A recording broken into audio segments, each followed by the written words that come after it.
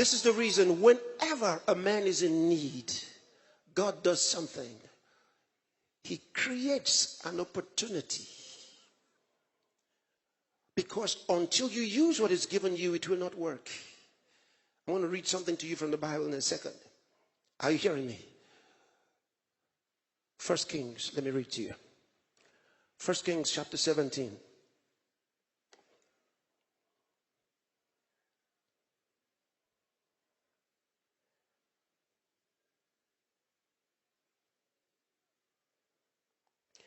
And I'm reading from verse number 9.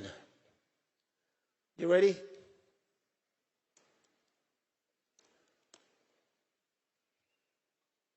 Here the Lord was talking to Elijah, the prophet. The Lord had been feeding him through birds. Can you imagine that? He sent birds, ravens, to bring him food.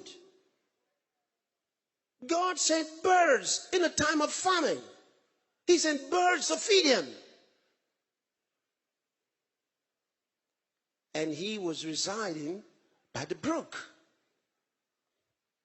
Think about it. Everywhere else was dry. But there was water in the brook. And the birds were feeding him. Finally, the Lord stopped the birds from coming and let the brook dry.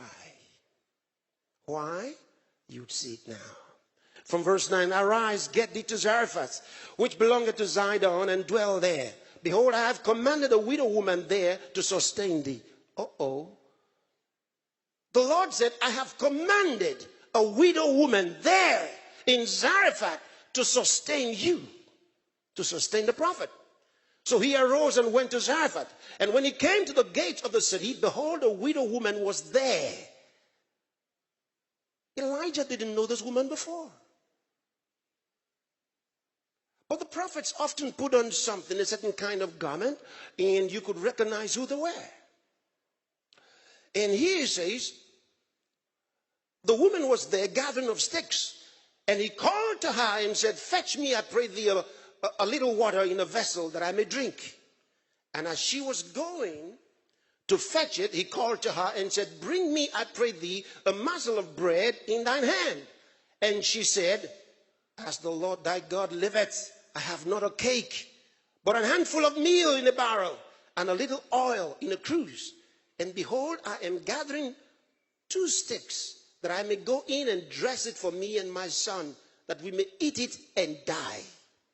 In other words, this is all we have, and we have no more hope after this. And Elijah said unto her, fear not, go and do as thou hast said. In other words, go bake the cake, but make me thereof, do some for me first. Think about it. You think this prophet is terrible. He says, make me a little cake first and bring it unto me, and after make for thee and for thy son. It's not enough for 2.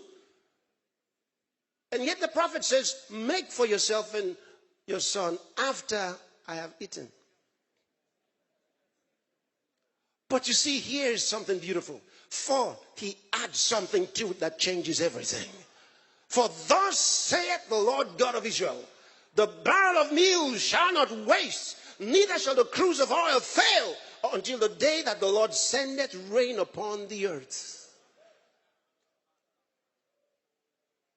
What's happening? Did God tell Elijah this? Did God tell Elijah this? No. So why is Elijah saying, thus saith the Lord God of Israel? Are you following this? Did God tell Elijah that the cruse of oil will not fail? No, he didn't say that. He said, I've commanded a widow woman to sustain thee. That's all he said. So Elijah comes. What does Elijah have? He's a prophet of God. What does a prophet do? There are 2 things that a prophet does. Number 1, a prophet has revelations. Okay? From God. And so he has to speak what A prophet speaks for God. A prophet speaks for God. He speaks in the name of the Lord. The Lord doesn't have to tell him, say this.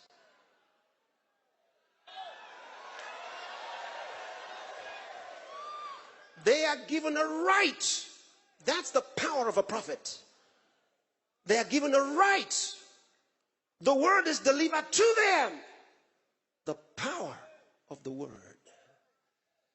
Now here's what I want you to see. What was God looking at when he dried up the brook and stopped the ravens? The story tells us about this woman. Elijah goes to her house. She does that food, that cake for Elijah. He eats, and truly, the barrel of meal doesn't waste. The cruse of oil doesn't fail. It goes on, but something terrible happens to this woman. In the process of time, her son, her only son, remember she was a widow, her only son died. She died. He died. And when he died, she wept. But something, Elijah was there. And the Bible tells us Elijah cried unto the Lord and brought the boy back to life. Now, who was sustaining the other? Let's see. Let's see. God said to the prophet, I have commanded a widow woman to sustain you in Zarephath. So go there. The prophet goes and finds the woman is a poor woman. She's not a wealthy woman at all. God doesn't need you to be rich before he tells you to use your seed. All that this woman had was that meal. That barrel of meal and cruse of oil. That's all she had to bake her last cake for herself and her son. Her life was into that. She said, after this, we are dead. The prophet says, here's what you do. Turn it into a seed. Give it to me. Turn it into a seed. I told you without a seed, you're finished. The woman knew she had no seed. And now the prophet says, look at the future. Give it to me as a seed. If you will turn that thing in your hand into a seed, your future is secure. I told you without a seed, it's the end. All you see is death. But what is it you have? God said to Moses, what do you have in your hand? He's before the Red Sea. What do you have in your hand? He said, a rod. He could have said nothing and passed the rod from one hand to the other and said, nothing.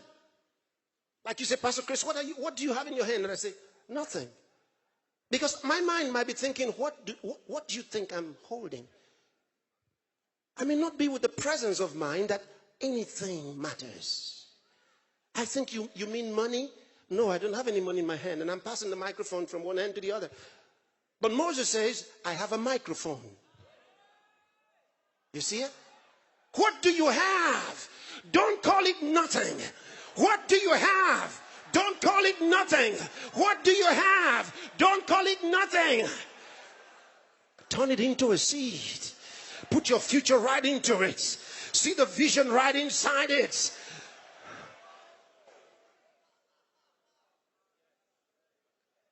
Light, truth, seed, and your prosperity secure.